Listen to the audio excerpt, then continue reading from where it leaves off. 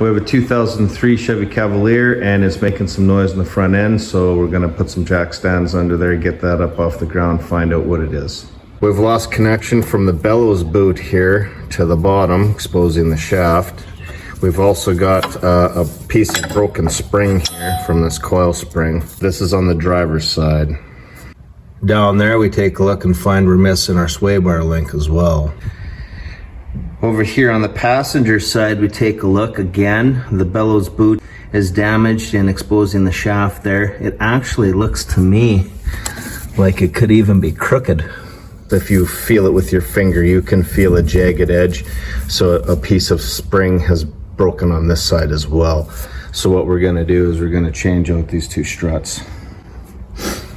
In order to do that, we have 2 bolts here, and then we're gonna have 3 on the top here. These 3 to remove. These studs here are an M12 by 1.5 pitch. I had to run around to try and find the proper tap and die to chase these threads. The reason I do that is I want these to come off and go on by hand. No resistance.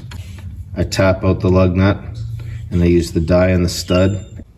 When you're using the tap and die, you should always use some cutting fluid. If you don't have cutting fluid, you can use WD-40, you can use oil, you can use a penetrating spray, something to lubricate those threads while you're chasing them with the tap and die.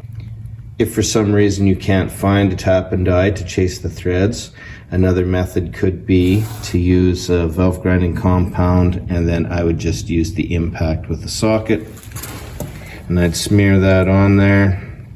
And then I would simply use the impact to run this back and forth and work those threads, and it'll work both the lug nut and the stud.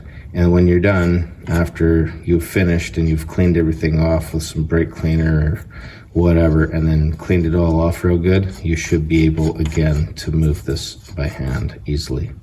Something I like to do to ensure that you're not going to have any troubles changing a tire at any time. You're not going to break off any studs. You're not going to have a nut that is compromised and will not come off, and then you can't take the tire off. Any situation like that. It's a little insurance to make sure the next time you do the job that it's going to come off good without any hassle. We've got a 21 millimeter on the nut. These fasteners will have a spline in there, so this side does not turn. If we look real close there, it's going to have a flat on this side and a flat on the other side. There's no socket that will fit on that. So we're just going to remove the nut only. I'm going to use the impact. It will fit in there.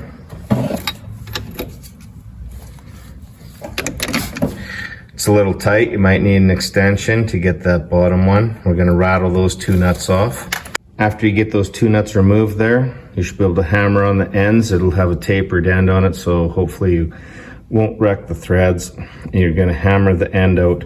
It'll pop it out because there's splines on this side. As you can see, these are the splines that I'm talking about. And these splines, they engage in here, and so therefore this is not going to turn. And that's what holds this in place while you tighten up the nut, and it sandwiches everything together here. Now after those bolts are removed, you could get in there with your pry bar, and you're just going to pry it away. There you can see we've got it pried free. We're probably going to want to be on this side here as we can manipulate this hose, and then we're going to try and get this portion on this side of the hose here and drop it down this way. Now we'll remove these 3 bolts here, which again are 13 millimeter.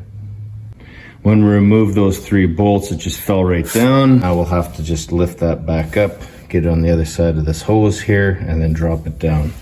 Up top here gives you a little look at how much room we got to play with here, so we can actually lift that up quite a ways, and we shouldn't have any problems manipulating that over on the other side of the hose. Here's the strut after we've removed it, and there's the new one beside it, and we're doing the comparison, make sure everything looks like it should, everything lines up. They're kind enough to give us some instructions to help you out with the removal and installation. and also too to give you some new fasteners for the top here. Now, it doesn't tell you what the torque spec is, but that's roughly a 5/16 threaded portion on there. So I'm gonna go with the 20 to 25 foot-pounds to torque that. You're gonna wanna torque that. I don't think you wanna use the impact and jeopardize breaking these studs or stripping out the threads in that hole there.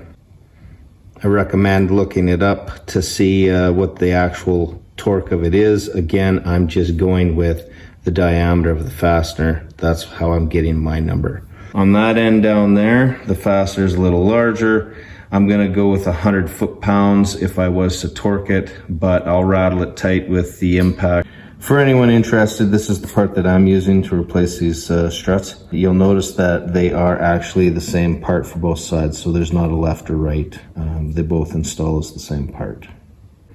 So just gonna get that in there from the bottom. We'll line that up. And as you're holding it from the bottom, get one nut on there to kind of hold it in place.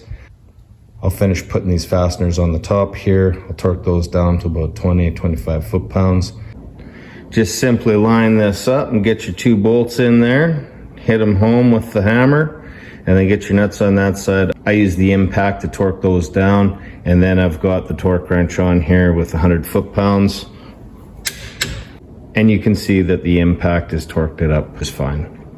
Something to observe is on this side, our sway bar link is broken. So this side was way easier to install because I just simply had to lift this up and put those 2 bolts in. Whereas on the other side, I'd use a pry bar, kind of get it in one of these holes, line it up, and get those bolts in. You feel that you're struggling to get those bolts in, you could disconnect your sway bar link down there or remove it, and then everything will go in by hand. You don't need any pry bars or anything like that. Last thing I'm gonna do here is I'm gonna grease those while they're easily accessible, and then I'm gonna throw the tires back on here, and that's pretty much it. Once I get the tires on here, I torque these down to 100 foot-pounds as well.